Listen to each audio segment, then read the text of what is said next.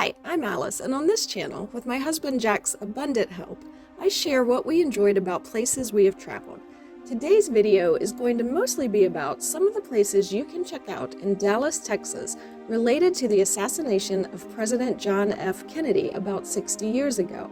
It seems a little morbid, but these spots have remained among the most visited destinations for tourists in the city ever since that event.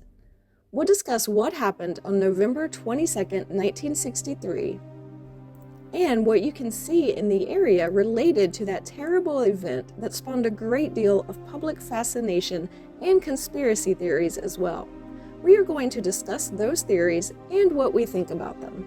If you watch our channel regularly, you've heard me mention Alice's interest in true crime books and documentaries. So this is a topic she is pretty excited to discuss. I am. So, as you probably know, the story starts with the president and his wife Jackie making re-election campaign stops in 5 cities in Texas. They were riding down the road in the back of an open-top limousine as about 200,000 people lined the side of the road to see the motorcade.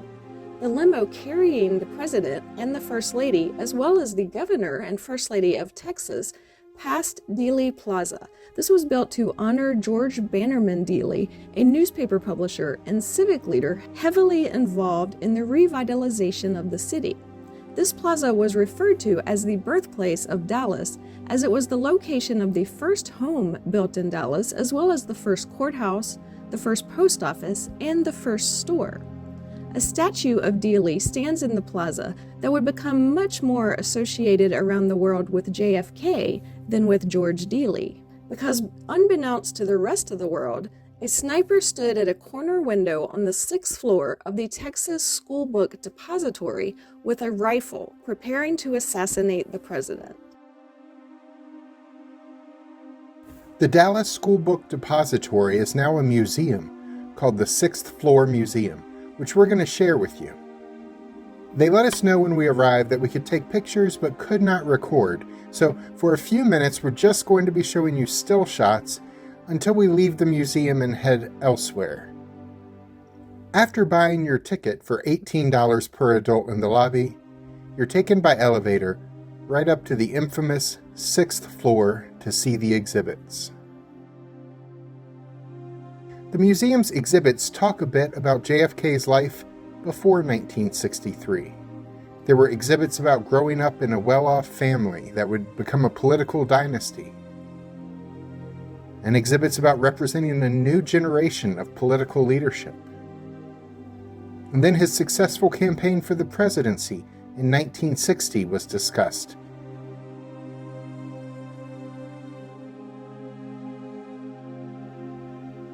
Followed by information about the challenges that Kennedy faced in his presidency, from social issues at home to the threat posed by communism.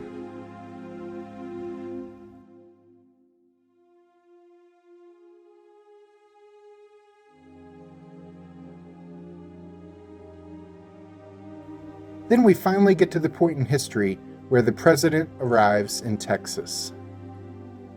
Tensions were high and security was tightened for the visit, as there were a number of groups critical of Kennedy who were considered a possible threat.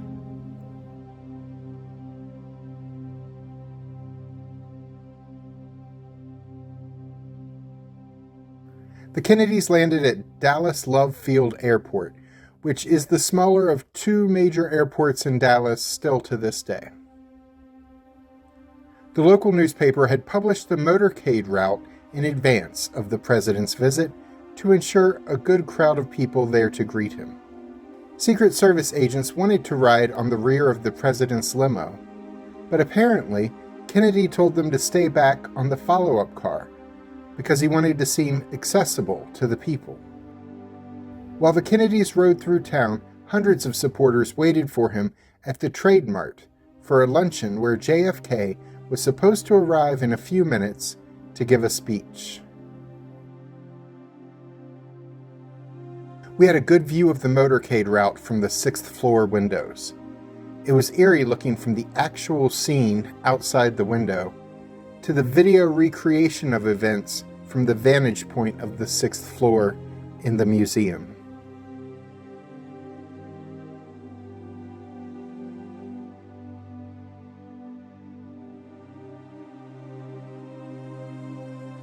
And it was very eerie seeing schoolbook boxes staged to recreate the scene of how Oswald used boxes to conceal himself and to create a sniper's perch. The boxes were arranged right in front of the actual window from which Oswald fired on the president. They also had an identical gun to the one Oswald used on display near the sniper's perch. The actual gun is at the National Archives. The museum also had a model on display of the entire Dealey Plaza area, including the grassy knoll, where some witnesses claim they saw a second shooter.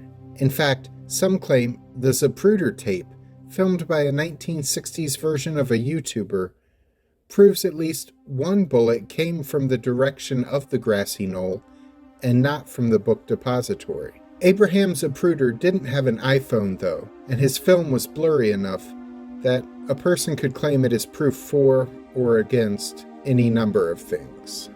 We're skipping over a lot to keep this short, like the second murder that Oswald was accused of that day, as well as the museum's several documentaries that you can sit and watch on this subject, and a number of physical objects of interest the library has on display related to the Kennedys and the assassination. And of course, it all ends in a gift shop. But we couldn't help but be fascinated by the discussion of the conspiracy theories. Perhaps you have heard them all. Generally, they go like this. Oswald wasn't just some pathetic loner who acted on his own. He was a hired gun. Or maybe even a distraction to keep people from looking for the real hired gun. And who was he in league with? Well, it seems the Kennedys had some enemies. It could be the Russians. It could be Cuba. It could be the CIA or the FBI. Or it could be the Mafia.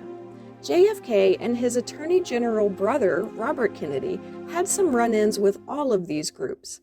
In fact, Robert confided to several people that he felt guilty about his brother's death, wondering if in making powerful enemies, he might have brought about the assassination of his brother.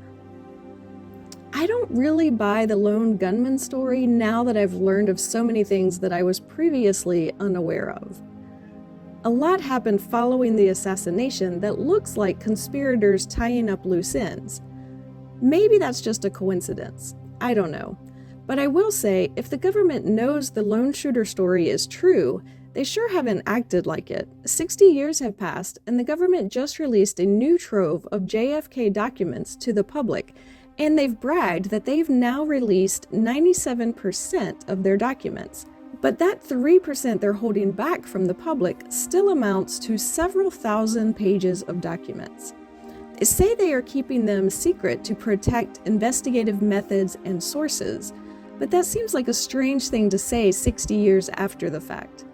A congressional committee, more than a decade after the assassination, completed an investigation and found that it seems likely that there was a conspiracy of some sort, with powerful figures working together to murder a president, though they weren't sure who was involved. I tend to agree with their assessment. Our tour concludes with the John Fitzgerald Kennedy Memorial, built 3 blocks from the site of the assassination, though buildings block the view to the murder site itself. The memorial is a cenotaph, a word coming from the Greek meaning empty tomb.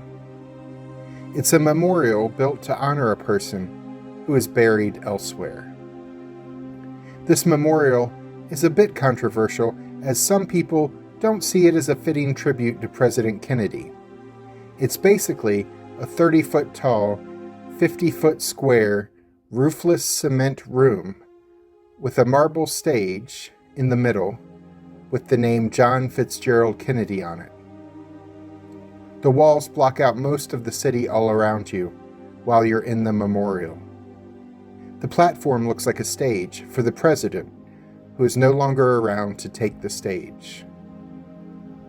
The memorial is meant to be a somber, empty space to reflect not on JFK's assassination, but on his life. The architect who designed it intended it to be a space where visitors were left to find their own meaning.